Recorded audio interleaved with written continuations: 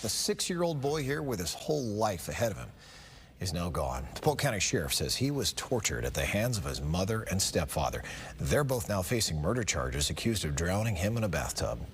Tonight, the boy's father is opening up about his son. And Fox 13's Jordan Bowen is here with us with that story in our newsroom.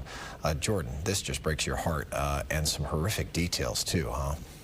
Yeah, Mark, it is hard to even comprehend what little 6-year-old Anthony Rouse may have went through. The last time he spoke to his father, Andrew Rouse, over the phone, his dad says his son told him he missed him and wanted to be back with him.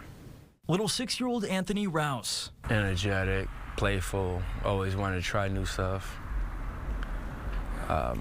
Just like me. An innocent child who the sheriff says was abused and killed by his own mother and stepfather, 25-year-old Elise Seymour and 27-year-old Trey Seymour. But they didn't just murder him. They physically and emotionally tortured him first. And that's even worse. The couple lived in this home in Winter Haven with Anthony and 2 other children, a 7-year-old and 10-year-old. At times, deputies say the 2 older children were rewarded with candy for, quote, beating up Anthony.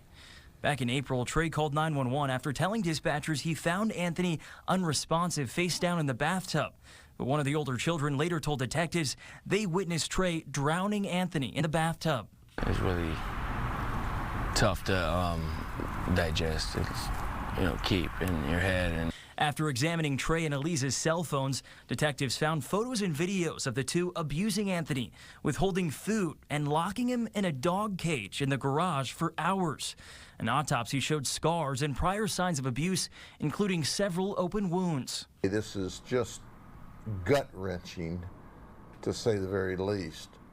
You can't understand how anyone could abuse any child like this. According to Rouse, he was 18 when Anthony was born and says his son was in state care for the first 2 years of his life because of an open DCF case against Elise. When Anthony turned 2, Rouse was given sole custody for the next 3 years, but says when he turned 5, a domestic violence conviction involving an ex-girlfriend put him briefly in jail and put Anthony back in his mother's care. I told him multiple times I would take him. Rouse hopes no other child ever has to endure what his son allegedly went through. I honestly think that life in prison with no chance would be appropriate. And both Elise and Trey Seymour are being charged with first-degree murder and aggravated child abuse, among other charges. Both are currently being held in the Polk County Jail without bond. The investigation is still ongoing, and more charges could come. As for their other children, the 7-year-old and 10-year-old, they are now in the care of the Department of Children and Families. In the newsroom, Jordan Bowen, Fox 13 News.